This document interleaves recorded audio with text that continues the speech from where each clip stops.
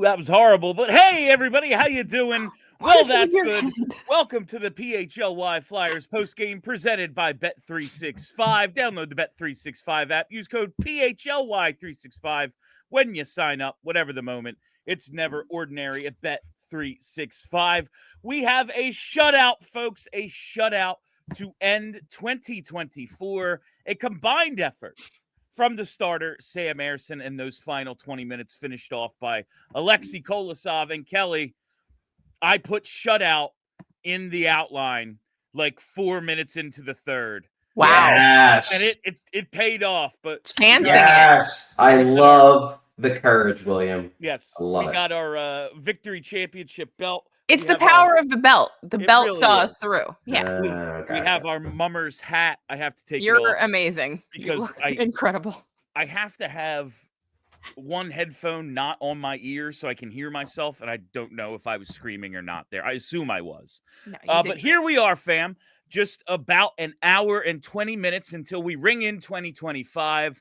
The Flyers did their part going out to San Jose and defeating what was obviously an inferior team. They come in with one win in their previous 11 games. They blew that third period lead to the Sharks last time, so you know that was a little bit on their mind, and I think you saw them make a point, especially in the first half of the first period, to kind of keep the pedal to the metal, so to speak. What did you guys think of the game tonight? Yeah, I just thought this was one of those games where it's easier to count the guys on the team who you didn't think played well because everybody on the team pretty much had a good game. It was just different levels of good. Some guys were great. Some guys were merely good.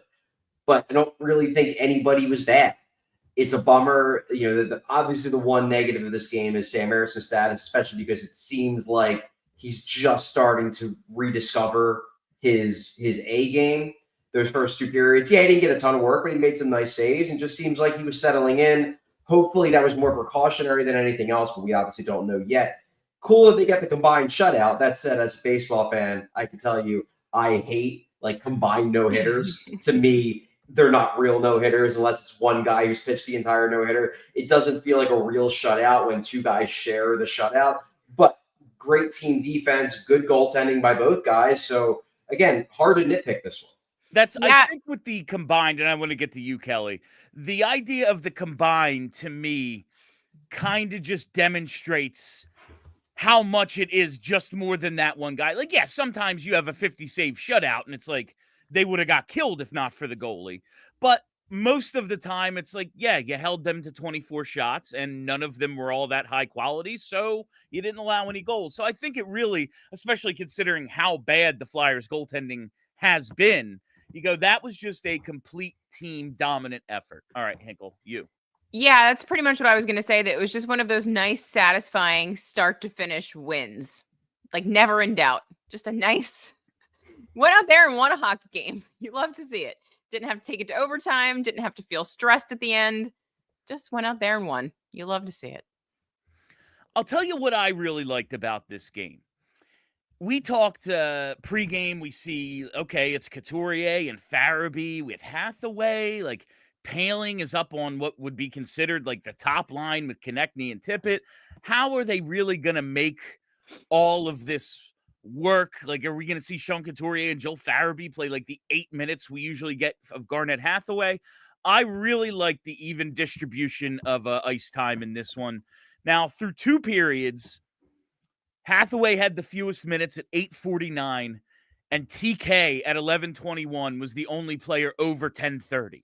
So pretty much even entirely across the board. Now, with a lead in the third, it's going to be a little different, but we still see TK leads the way with 17-31. Then you see Farabee's right there, something in the 17s. And then Hathaway and Forster at the end with 12-36 and 13-04 for Forster. So, everyone except one guy played over 13 minutes among the forwards.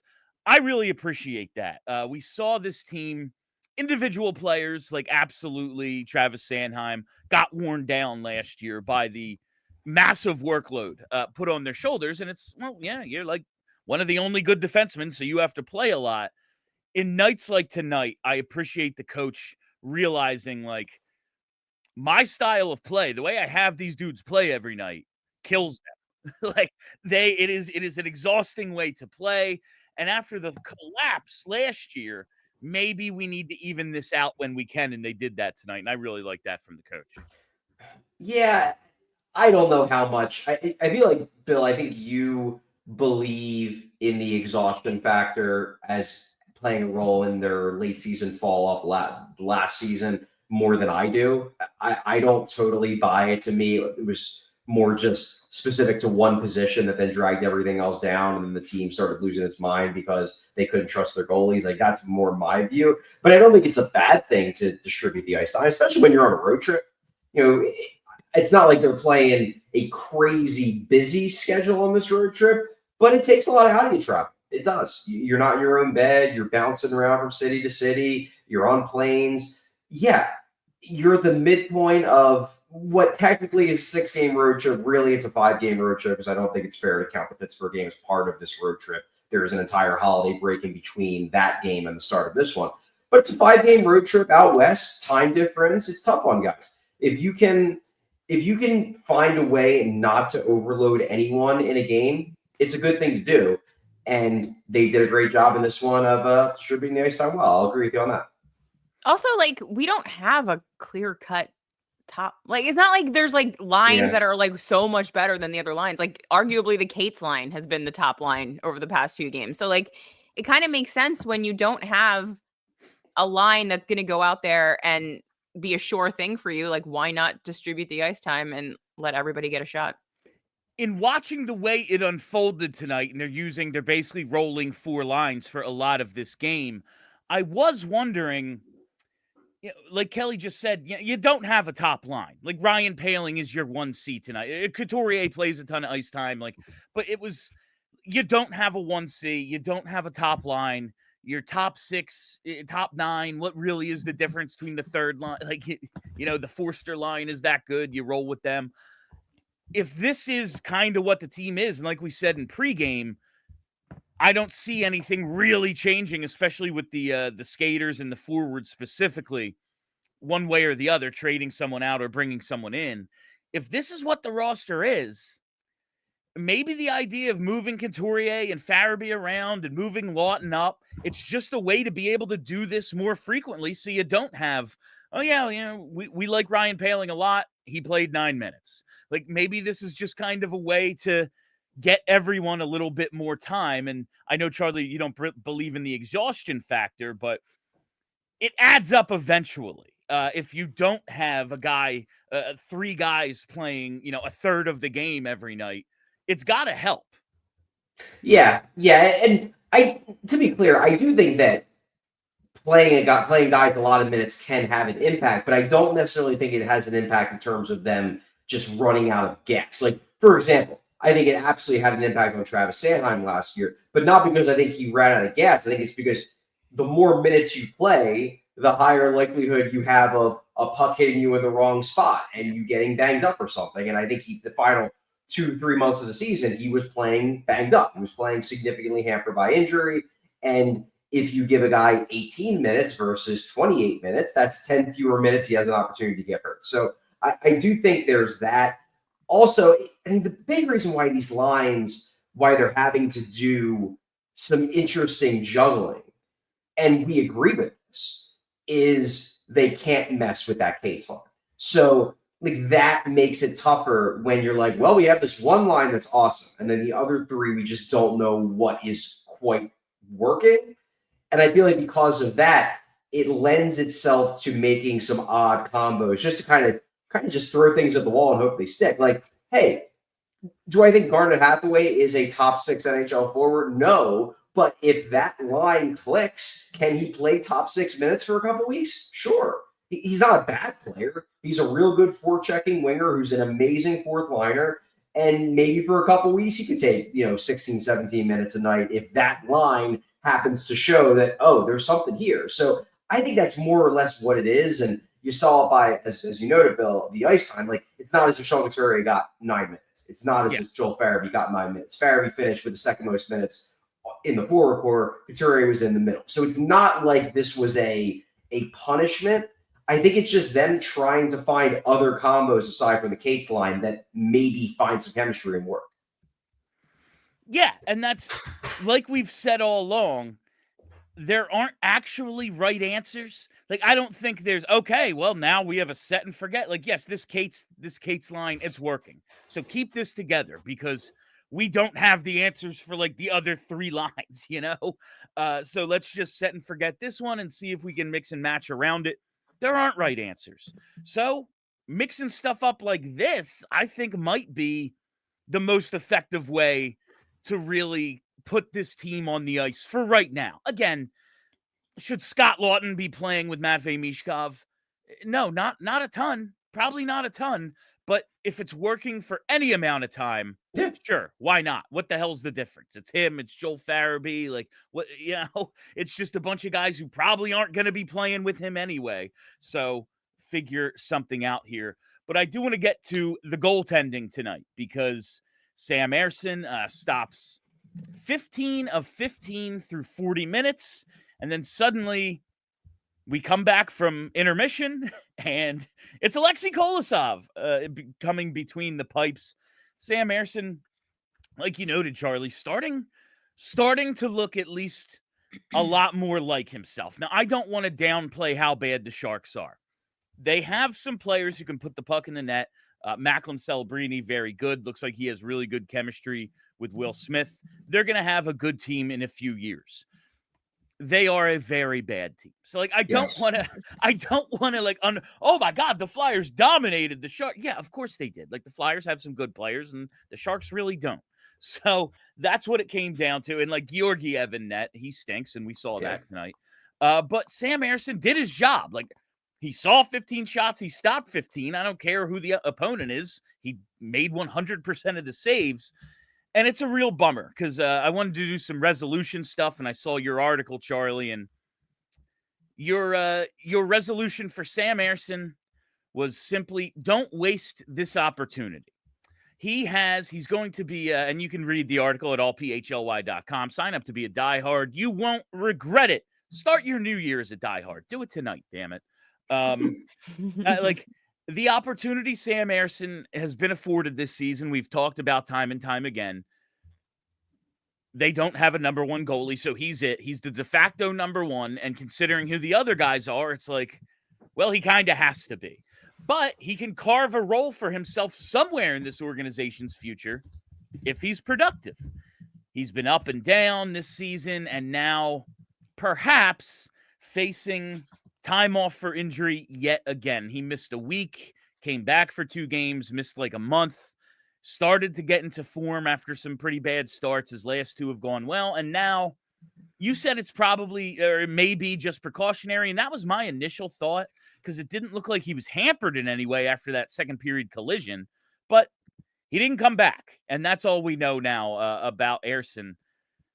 It just feels like, one, makes sense to keep all 3 goalies, I guess. That's another smart move by the Flyers. It just feels like this might be the kind of season Ersson's having where it's just kind of an in and out. We never get any momentum going with him. Even though that collision didn't look too bad, as soon as it happened, I was like, uh-oh. Yep. Oh, no. Because like you said, it just doesn't seem like he's getting a lot of luck on the injury front this season. So, of course, he's going to take what looks like, not a soft collision, but didn't look like anything terrible, and maybe tweak something. Or, like you said, maybe they're just like, this team stinks. We've got a lead. Let's just be careful and put Coley in for a period. I mean, it seems like it could be something. Obviously, they put the tweet out saying that it was injury. It wasn't precautionary. They didn't characterize it as that. The thing is, though, it doesn't have to necessarily be the groin, which is what we're nearly 100% certain was the injury that initially kept him out, then recurred, and then kept him out for a much longer period of time. It could be a recurrence of the groin. That would obviously be not ideal because it'd be the, I guess, the third time this season he'd be dealing with the same injury. I mean, it was a collision.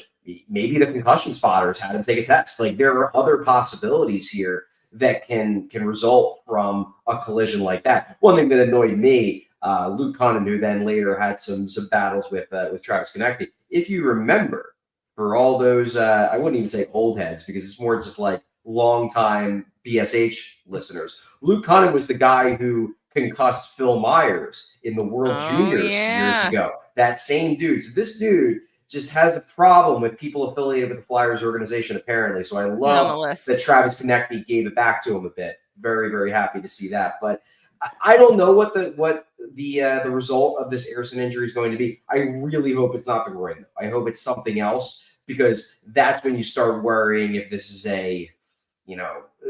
is this just a problem he's going to be dealing with for a long time? And if that's the case, if this is a recurring career issue, then it almost doesn't matter how good he is. You can't depend upon him as your starter because you can't depend upon him to start 50 games a year without getting injured. No, it's that you get into that Neuvert territory where it's like, yeah, man, he's the best goalie we got, but we can't play him that much. Like, we just have to. And you just thinking about the way Ersson plays, he's not Hasek out there. Like, he's not flopping around making a bunch of crazy saves, but he has that low base and really stretches the legs back a lot. It's part of what makes him so effective on breakaways. And I just think of that flexibility. I mean, he's a goalie, obviously has to be flexible, but like that flexibility, his ability to get low and then spread out has helped him so much that, if it gets into the Ron Hextall thing of like, yeah, man, he's just going to deal with groins, and that's the way it goes. Well, you have to start coming up with other plans then. It's like, okay, well, what does this mean for Kolosov now? And you got to believe he'll get a large majority of the playing time as long as Ersson is out. We don't know how long that'll be yet. But I got to say, while, Charlie, I know you don't love the split shutout, Coley earned it, man. Yo, he looked good. Those saves he made in the third period, it was like, you made up for only having to play a third of this game. Yes. And still being a part of the shutout. He looked pretty damn awesome in relief. He did. He made some monster saves. It was funny because, like, the first half of the period, he barely saw a shot. And you're just like, oh, the Flyers just going to have the puck the whole period to protect Kolosov, because everybody sees this as a chance to beef up their stat profiles by getting a couple extra goals to go in. And then suddenly, that second half of the third period, like, Kolosov is the reason why they shut them out, because they probably should have gotten 1 or 2 goals during that stretch. And look, this is an opportunity for Kolosov now. I don't know how long Sam Ersson is going to be out, but I actually checked this while you were talking, Bill, because it hit me, and this is, again, a concern of mine, why I really hope it's not the groin. If you remember, Sam Ersson missed most of the 2021-2022 season, which was his first season over in North America, with recurring groin issues. So you're worried, like, is this just something that is going to be a problem with him? And if so, does that mean that almost by default, he might not be able to be your plan as the number one, even if he proves that he's good enough? And right now, the jury is very much still out on that. He's played good for the last 5 periods, but he was real bad for like 3.5 weeks before that. But the groin thing is a little worrying for me, especially now that it hit me that he had that same issue a few years ago that basically killed the season. Hey, if that's going to be a recurring problem, all the more of an opportunity for Alexei Kolosov to step up and make a case for him to be the goalie of the present future. Yeah, if this is a groin issue again, I kind of wonder if it doesn't make sense for the Flyers just to, like, I don't know, sit him out. Like, if you believe in him long term, which Charlie, you've suggested that the organization definitely believes that Sam Ersson is a number 1 goaltender in the NHL. If you believe in him long term, you've got 3 guys. At least one of them's pretty okay. Sometimes better than Ersson this season. If it's the groin again, why not just, like, give him a whole year of not making stretches in the crease to fix that thing up? and then come back next season, because I don't know, like, you've got these 3 guys. You kept him up for some reason that I don't understand. Maybe it's this, that you thought that the groin was going to be a problem ongoing. Yeah. So since you have the resource and you really do think Ersson could be the guy, I don't know, maybe you just hang him up for the season, but they probably won't. I can't imagine that they're going to rush to that, because they do want to learn more about how good he is. Sure. You know, some of this is them using this year to make a determination of what his ceiling is as an NHL goalie. Now, goalies sometimes develop later, so I don't think they'll know for certain that, like, this is who Ersson will always be. We've seen it with guys like Stolarz and Lyon. They didn't hit their ceilings until their late 20s. That said, they're going to want to play. Like, they're going, unless they absolutely believe that, like, he needs surgery to fix this issue because it's going to keep recurring otherwise, I cannot imagine they would just sit him out, because they just think it's more, it's valuable in their eyes to see him play. Sure, but I just wonder, like, if he continues to tweak the same thing over and over and over and over again, like, are you ever going to see his ceiling? Fair. And it's Goalies interesting because this last time, like, he missed about a week when he got the initial injury on November 2nd. He then missed about a week, played those 2 games. The second one was against San Jose. And then we didn't see him for like a month. And I feel like he was one of those guys that was listed day to day for like 2 weeks. And it felt like that was the abundance of caution. Like, oh yeah, he probably would have been good like a week ago, but why not just give him another week, because we do have the 3, and let's make sure this thing is all the way good to go. And then he's back and he struggled. Now he's finally playing well again. It's like, oh, damn it. So I don't know if they're going to want to just like shut him down, but clearly they've tried the abundance of caution thing, or at least they thought they did previously. Yeah. And we'll see how they proceed with this, but it's the goalie situation continues to be an ongoing saga, whether it's the health, the numbers game, whatever it is. And we're going to talk plenty about that in the coming, days and weeks. But right now, I got to take a quick break to tell you about a presenting sponsor, Bet365. That's right. It's Bet365. Whatever the moment, it's never ordinary at Bet365. We hit a couple of our bets tonight, fam. We did not get the over. We did not get the Michkov goal, but we did get the TK anytime goal. Regardless of what it is, I've been placing all my wagers on the Bet365 sportsbook, whether it's futures. I do have that, Michkov Calder we're hoping holds up against Celebrini right now. All of my game day bets, they're at the Bet365 app. So download the Bet365 app. Use code PHLY365 when you sign up to get $150 in bonus bets when you bet just $5. Whatever the moment, it's never ordinary at Bet365. Must be 21 or older and physically located in PA. If you or somebody you know has a gambling problem and wants help, call or text 1-800-GAMBLER. And once you have your bets in on the game, what are you going to want to do? You might want to go to the game, and the best way to go is with the Game Time app. Game Time is the #1 secondary ticket marketplace, and now with Game Time picks, it makes getting tickets even easier to all your favorite events, filters out the fluff, so you only get incredible deals on great seats. You don't waste time searching through thousands of different tickets to each event, and you still have all the old features as well. The all-in pricing, the seat views, the low price guarantee, and the most flexible customer service policy in the ticketing industry. So take the guesswork out of buying tickets with Game Time. Download the Game Time app, create an account, use code PHLY for $20 off your first purchase. Terms apply. Again, create an account, redeem code PHLY for $20 off. Download Game Time today. Last minute tickets, lowest price, guaranteed. Download Game Time today. What time is it? Game time. And Brenna, if I did those backwards, I'm sorry. I sprung that on you. My fault. All right. So that's the goalie thing. And we'll just have to wait and see what becomes of Sam Ersson. Got to believe the next time we see the Flyers on the ice, it's going to be Kolosov and Fedotov. Like, you got to believe there's going to be some sort of precaution taken, even if this is just, he's a little banged up. We got him out of there. It was 3-0, but you have 3. Why not use them? That gets us to some of the other guys. And I want to integrate some of your resolutions into these, Charlie, because you made a great observation on the disallowed goal. The Owen Tippett playmaking, one of your resolutions, he needs to focus maybe just a little bit more on his passing and becoming a playmaker. Pretty good tonight. Gets the assist on the disallowed goal, and then comes back and hooks up TK with a pretty damn nice pass on that power play goal. Liking what I'm seeing out of him making decisions with the puck on his stick that aren't just, I'm effing ripping it, bro. Like, it's nice to see a little bit extra out of him. I just, I think back to, and it kind of was like a harbinger of what was ultimately to come, but I think back to Tortorella's first season coaching the Flyers. And Travis Sanheim, he had gotten off to a really bad start. And then he had, I think, a good month of December. He started getting back to the guy he was, the guy that John Tortorella had heard about before he took the job. And Tortorella said to us one day, I think it was after a game, and basically said, well, now I've seen it.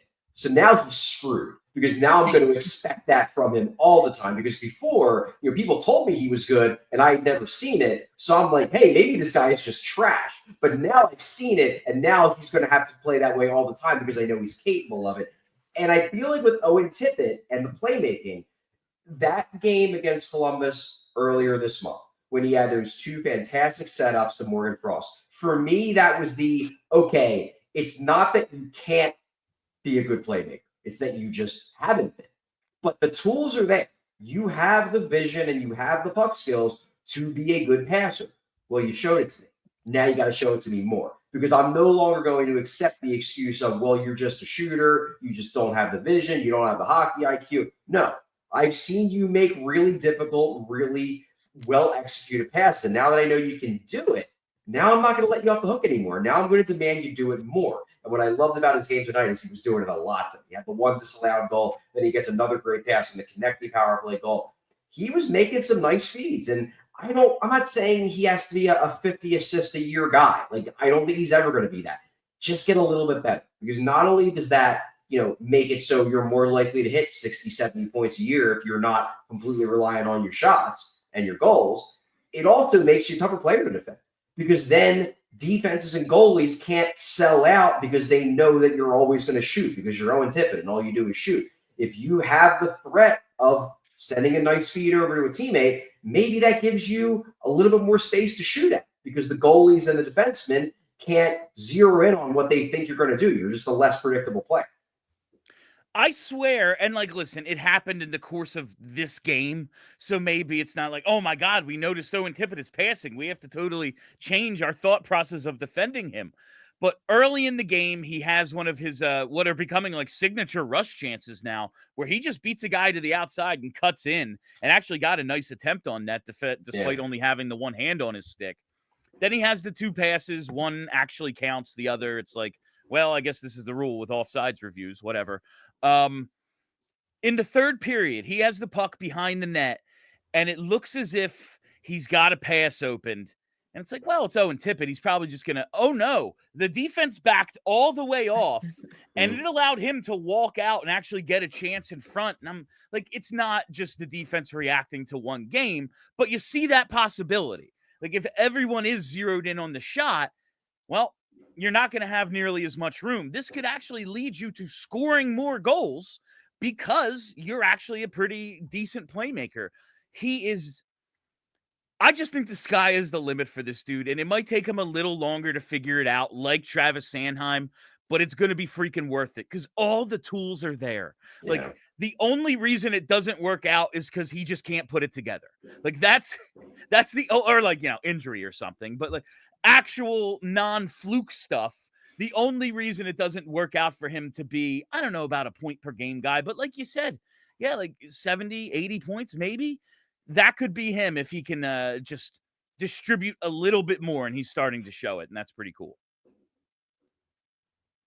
Yeah, absolutely. I'm very enthused with what we're seeing out of Owen Tippett. Me too. Over the last, let's say, month, I feel like he's really gotten his game in gear. He's now pretty close to on pace for kind of what he did last year. Now, I want to see him take a larger step. I wanted to That have would a be nice.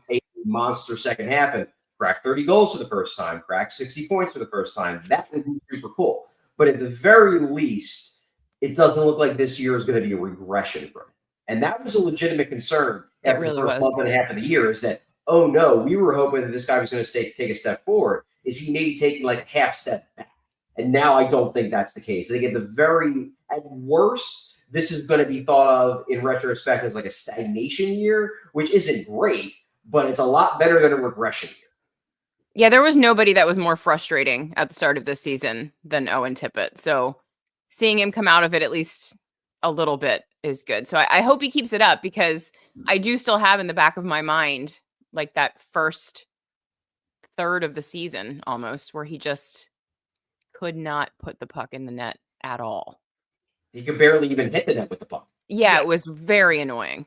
And that's another, like, there's been so many times where we've said, dude, you have to score, because when you're not scoring, you're not doing other stuff for us. And that right there, like, if you can be, yeah, he's in a little bit of the last couple of weeks, he's shooting 3%, just ain't working for him. Can't find the net, whatever it is. He's getting goalied. Well, you pick up a couple of assists and suddenly you just don't look that unproductive. Like, the team can still score when you're on the ice because you can do a couple other things. Now, his assist and his disallowed assist on the all occurred on the power play tonight. Flyers power play looked decent against, again, a terrible penalty kill. Don't know how much stock we want to put in it. Something I do want to nitpick a little bit.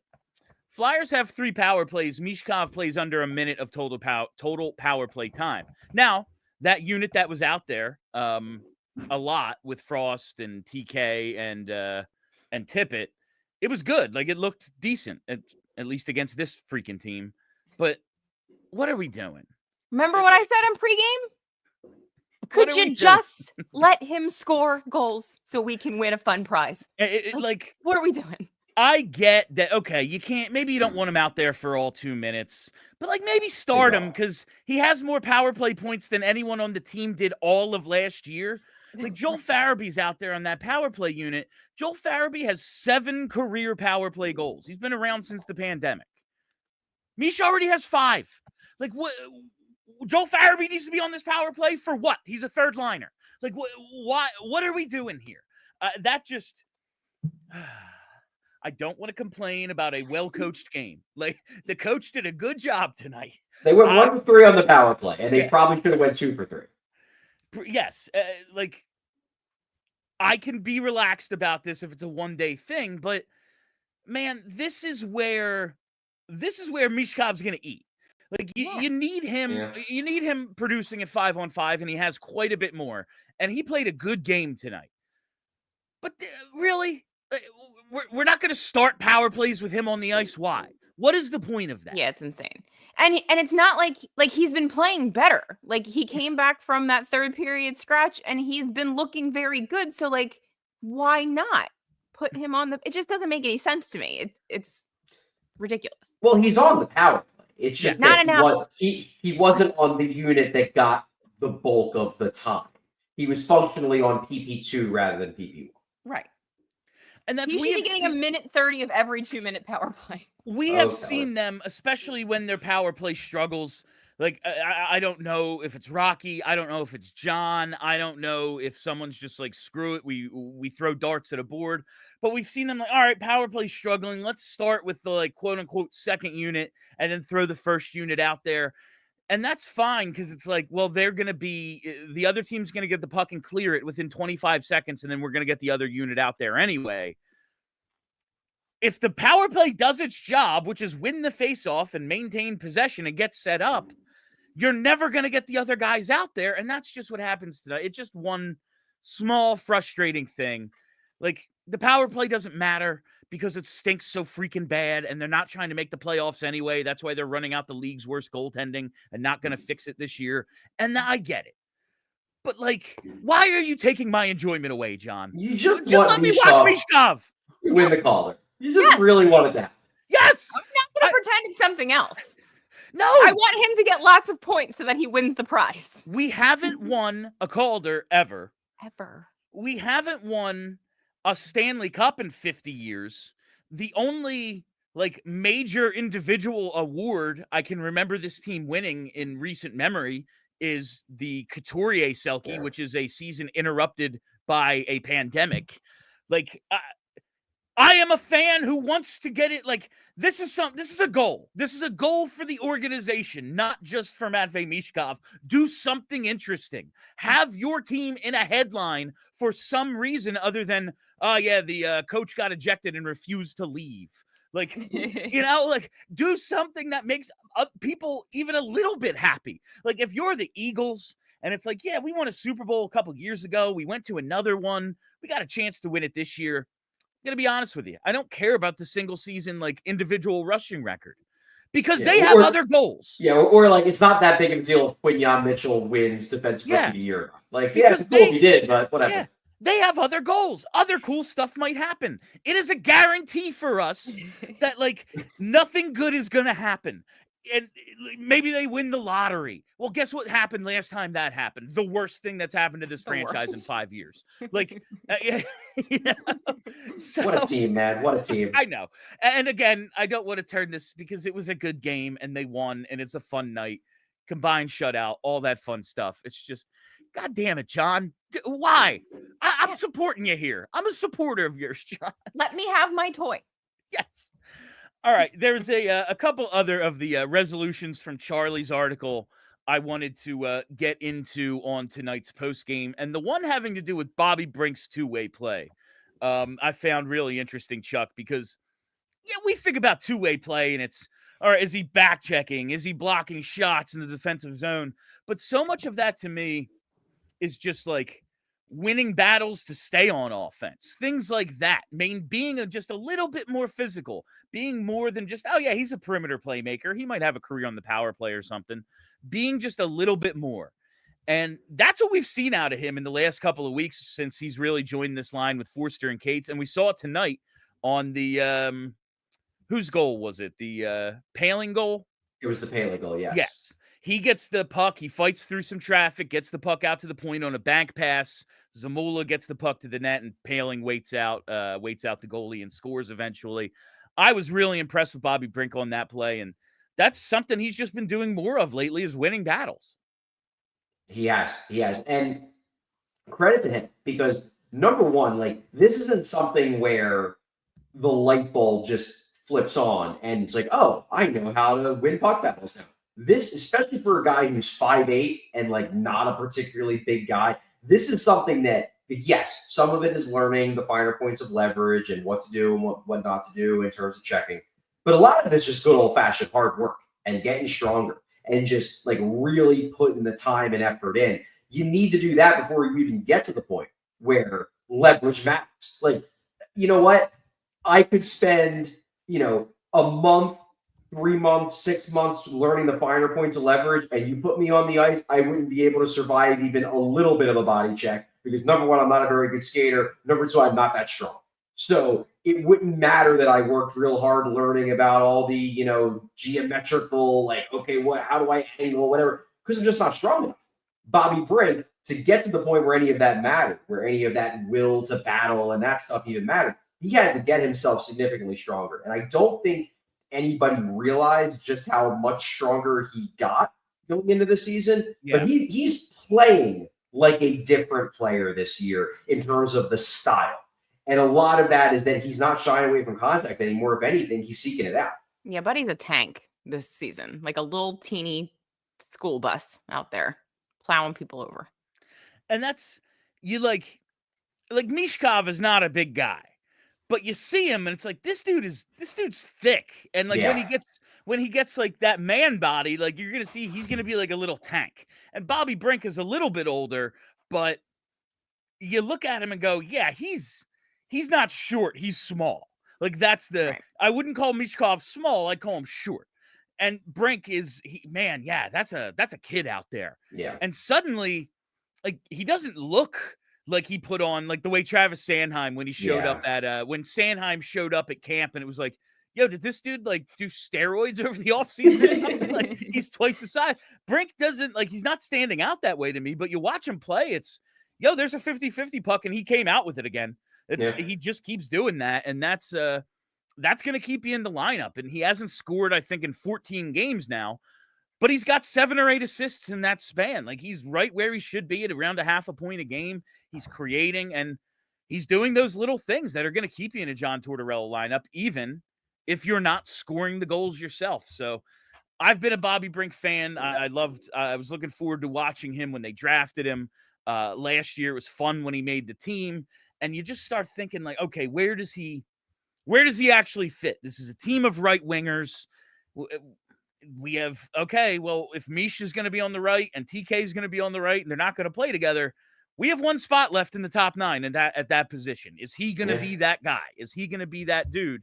And he might be. He's making a case. He's making a case. And I did not know if that was going to be, if that would be the reality for him. Charlie, I really liked your Nick Seeler resolution because it's help Jamie Drysdale emerge. Yeah. And tonight, Nick Seeler picks up a goal on yet another. Every now and then, he just makes you go, really, guy? You can do that? Like, it's always that reminder of these dudes until they got to the NHL were freaking awesome in pretty much all cases. And they have it in them. It's just, okay, well, I can't do this every night because I'm not better at this than most other guys. So I got to find another way to stick in this league. He's a decent puck handler. He can make some plays, but with your resolution, help Jamie Drysdale emerge. I'm just watching Nick Seeler make that play tonight, Chuck, and thinking Nick Seeler has made more standout offensive zone plays with the puck than I've ever seen Drysdale make. And that's a little concerning. Well, I feel like you're maybe giving Drysdale a little too much grief on a night where he finishes with 2 assists. Oh, he gets an assist on the Seeler goal. I think he had a perfectly fine game tonight, to be sure. Yeah.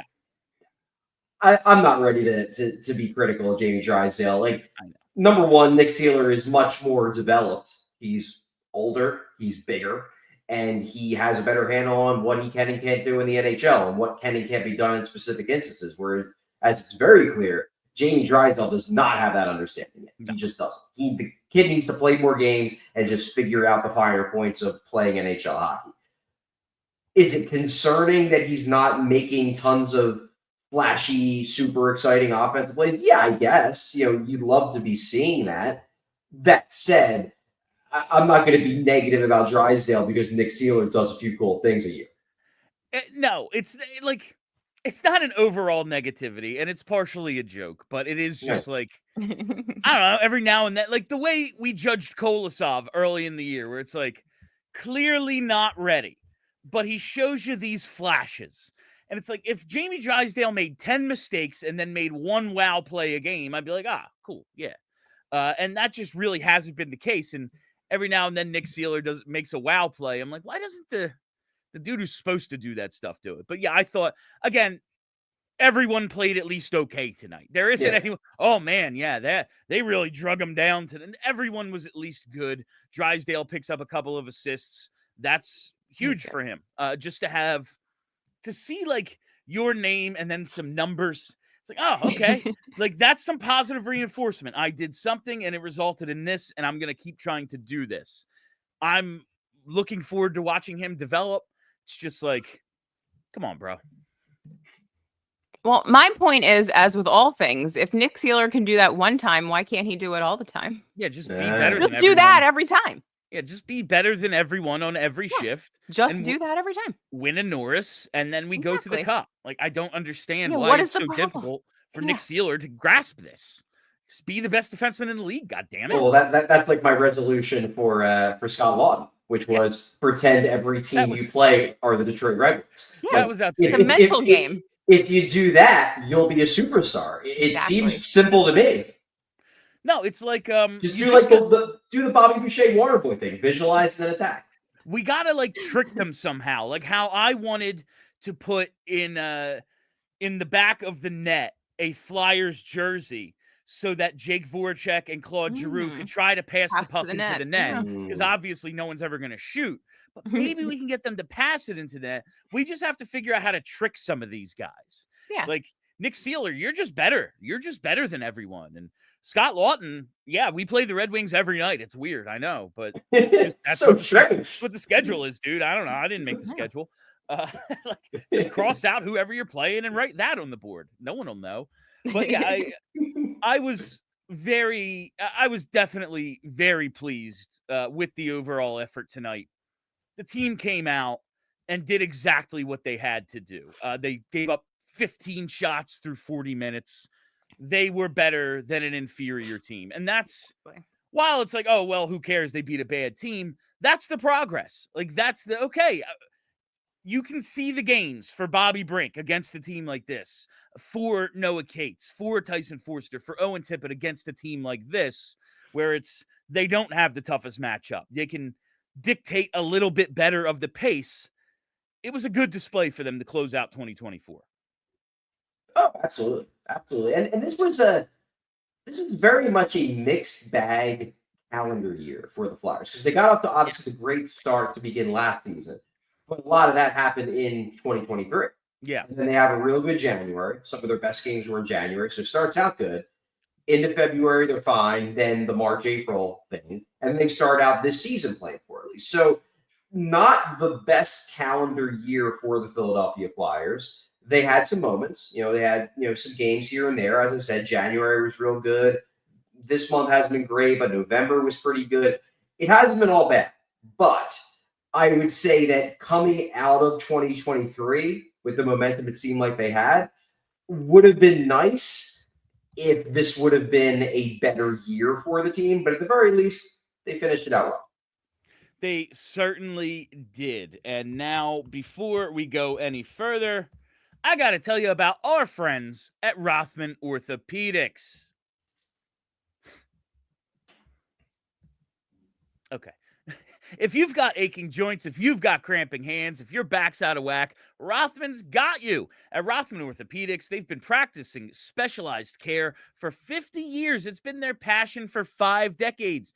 Their mission, high-quality, compassionate, and affordable care rooted in research leading to new treatments and better outcomes. Each Rothman doc is laser-focused on their specialty. Whether it's hip, knee, spine, you name it, they have a team for each body part right in your backyard so you can get back to your specialty. Whether it's scoring goals or dropping the gloves, whatever it might be, they're Rothman Orthopedics, and they specialize in you. Rothman Orthopedics, specializing in orthopedics and you. Visit rothmanortho.com/PHLY to learn more and make an appointment today. And while we're here, one of my favorite sponsors is back. That's right. It's Shady Rays, baby. We have Shady Rays. You got to get ready for all seasons with quality shades built to last. Our friends at Shady Rays have you covered with premium polarized shades that won't break the bank. Shady Rays is an independent sunglasses company offering a world-class product rated 5 stars by over 300,000 people. Their shades have durable frames and crystal clear optics, making them the perfect choice for all outdoor adventures. And they have hundreds of options to choose from, so you're bound to find the perfect pair to match your style. And right now, exclusively for our listeners, Shady Rays is giving out their best deal of the season. Head to shadyrays.com, use code PHLY for 35% off polarized sunglasses. Try for yourself the shades rated 5 stars by over 300,000 people. All right, now without any further ado, Charlie, it is time for your 3 stars of the game. Hit us with star number 3. Star number 3, I'm going to cheat a little bit, and I'm going to say it is the goalies. Because I feel like I can't give the 3rd star to Alexei Kolosov for making some good saves in a 3rd period where the outcome was no longer in doubt. I also feel like I can't fully give it to Sam Ersson because he didn't finish the game. Sorry, them's the rules. You didn't play the full game. Unfortunately, you got hurt, and that stinks. But sorry, got to play the whole game to get a star. So I'm going to give it to the goaltending because they got a combined shutout. So they get a combined 3rd star. I thought Ersson was strong, despite the fact he didn't face a ton of quality shots. He made the saves when he had to and allowed the Flyers to build the big lead. And then Kolosov came in and made some monster stops in the 3rd to make sure they got the shutout. So for that reason, the goalies are my 3rd star. All right, time for star number 2. Star number 2, I'm going to go with Owen Tippett. I thought he was really good all game. I know he only finishes with the 1 assist. Probably should have gotten 2 assists. because let's be honest, I'm of the belief, and I'll go on a little rant here, I'm of the belief that there should be a time limit between the entry that is a little bit offsides to the goal. Like if the entry's offside and then immediately you score, I'm cool with that being overturned. But if the goal is scored 15 seconds after the initial entry, sorry, you had enough time to win the puck back and clear. That's on you. Like, I think there should be a time limit of like 5-6 seconds post entry. And after that, sorry, it's officially onside, deal with it.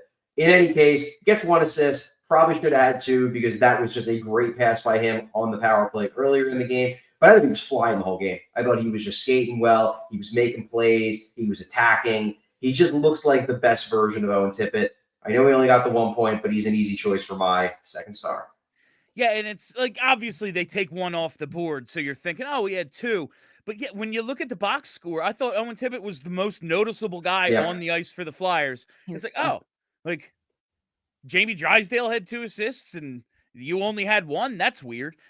Not to crush Jamie Drysdale again. Like, everyone played well. It's just he was, I thought, the most noticeable Flyer tonight. So I'm very interested to find out who you gave the first star to. Star number 1, Chuck.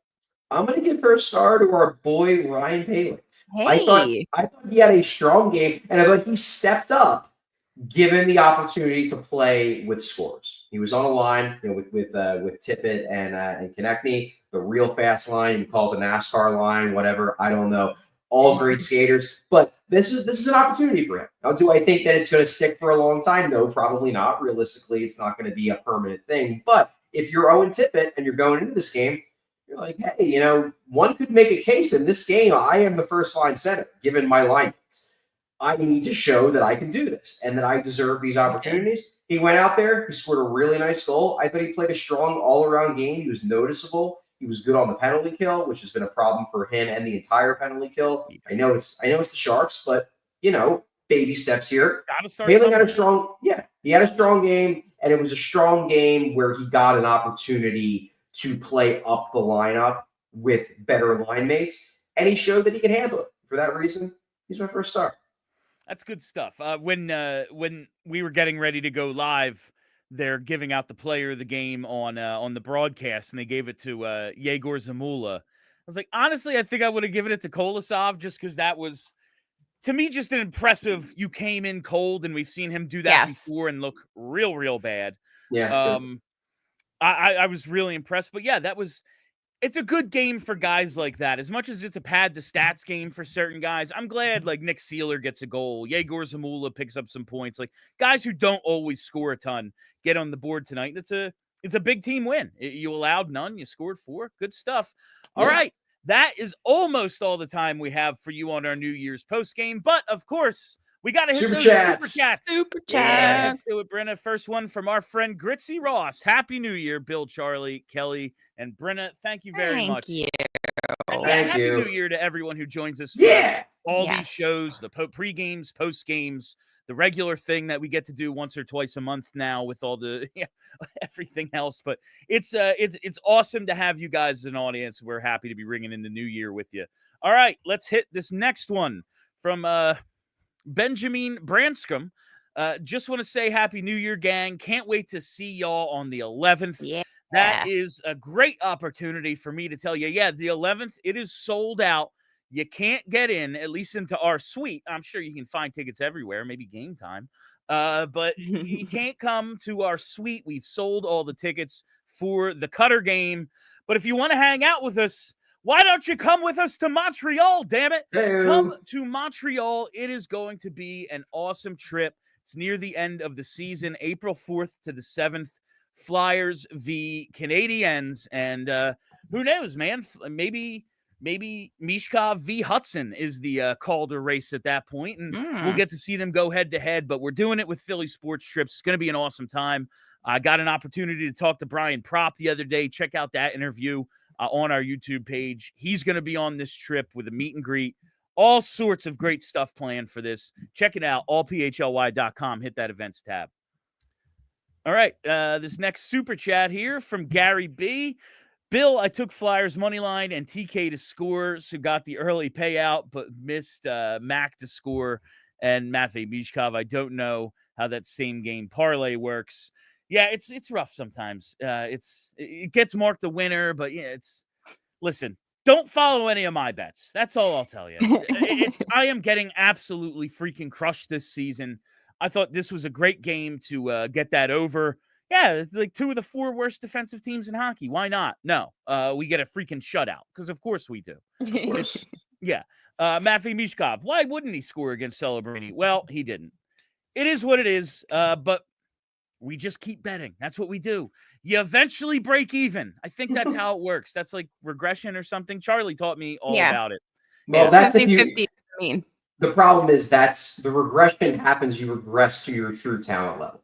So if your true talent level is better is real bad, regression isn't a good. Yeah, I make too many. I'm an emotional. Question that math. Yeah, I question that math. I make bets on emotion and vibes. That's how you should bet. Check out Rachel Dory's site if you want to be a winner. Analytics. Check it out. All right, let's hit this next one here from Vince. Why not us? Yes. There he is. You know what, Vince? We do not want to start the new year on a negative note. Won't mention that the Sharks are absolutely freaking terrible. Doesn't matter. Need to be said. Yeah. Why not us? Why? You're right. 2025 could absolutely be our year. If not for the Stanley Cup, maybe the draft lottery. Who's to say? The Calder Trophy. The Calder Trophy. Right, the Calder Trophy. Yeah. ALLCITY Kolosov, Calder Trophy champion. The hell was that noise? Ava has a noisemaker out in the living room and it scared the hell out of me. There's an animal. Beautiful. All right. Happy New Year! We still have 25 minutes. Right. Anyway, from Adam S. Maybe Seeler is that high-end offensive defenseman the Flyers have been desperately looking for. Love you guys. Happy New Year, especially to Hinks. That's what I like to see, Adam.